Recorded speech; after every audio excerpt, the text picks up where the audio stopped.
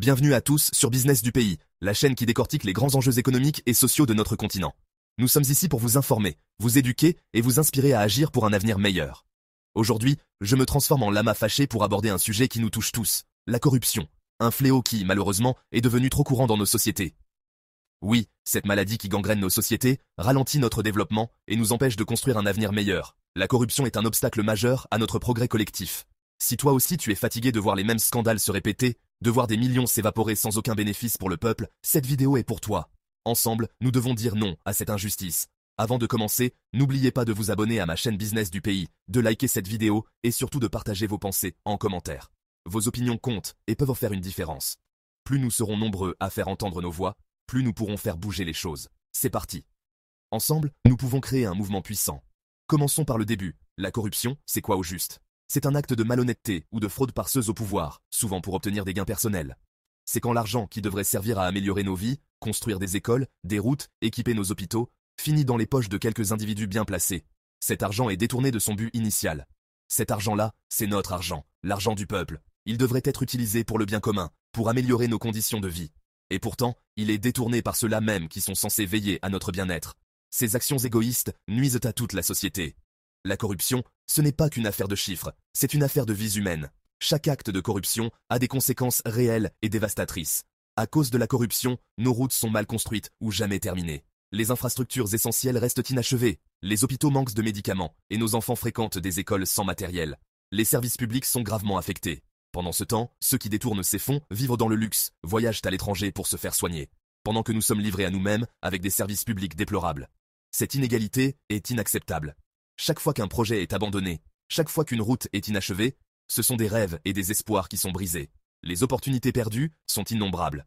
Mais pourquoi est-ce que la corruption persiste? Pourquoi est-elle si difficile à éradiquer? Parce qu'il n'y a pas de responsabilisation. Les coupables ne sont pas tenus responsables de leurs actes. Trop souvent, ceux qui devraient contrôler les dépenses publiques sont eux-mêmes impliqués dans ces scandales. Le système est corrompu de l'intérieur. C'est comme si on laissait un voleur s'occuper de la sécurité d'une banque. Une situation absurde et dangereuse. Tant qu'il n'y aura pas de conséquences, tant qu'il n'y aura pas de sanctions, les voleurs continueront à voler.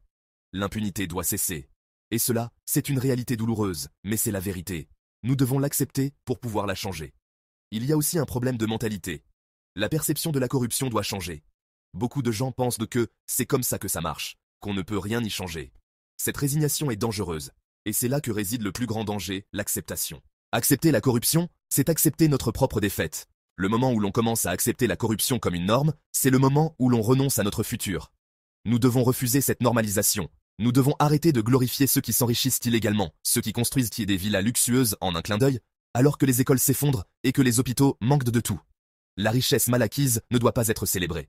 Tant que nous les applaudirons, tant que nous accepterons leur comportement sans poser de questions, la corruption restera. Nous devons changer notre attitude. Alors, que pouvons-nous faire pour combattre la corruption? Quelles sont les actions concrètes que nous pouvons entreprendre? Le changement commence par une mentalité différente. Nous devons croire que le changement est possible. Nous devons exiger plus de transparence. La transparence est la clé pour lutter contre la corruption. Cela signifie demander des comptes sur chaque projet, sur chaque dépense publique. Chaque centime doit être justifié. Aujourd'hui, avec la technologie, il est possible de suivre les budgets, d'avoir des comptes clairs et accessibles à tous. Utilisons ces outils à notre avantage. Et nous devons utiliser ces outils pour faire entendre notre voix. Les réseaux sociaux peuvent être un puissant levier de changement. Nous devons aussi soutenir ceux qui se battent contre la corruption, les journalistes, les lanceurs d'alerte et même les citoyens ordinaires qui ont le courage de dénoncer. Leur travail est essentiel. Ces personnes prennent des risques énormes pour faire entendre la vérité, et nous avons le devoir de les soutenir. Leur courage doit être salué. Parce que si nous sommes nombreux, si nous élevons nos voix ensemble, alors la pression devient insupportable pour ceux qui veulent maintenir le statu quo. L'union fait la force. Enfin, il est temps de changer notre perception de la réussite. La réussite doit être redéfinie. La réussite ne devrait pas être mesurée par le nombre de voitures ou de maisons, mais par l'impact positif qu'une personne a sur sa communauté. Les véritables héros sont ceux qui contribuent au bien-être collectif. Célébrons ceux qui travaillent dur honnêtement, ceux qui contribuent à la société, et refusons d'admirer ceux qui volent et trichent. L'intégrité doit être valorisée. En conclusion, mes amis, la corruption n'est pas seulement une question de politiciens corrompus. C'est un problème systémique qui nous concerne tous. Elle est aussi notre responsabilité en tant que citoyens. Nous avons le pouvoir de changer les choses. Si nous restons silencieux, si nous fermons les yeux, rien ne changera. L'inaction est notre ennemi. Mais je crois au pouvoir du peuple.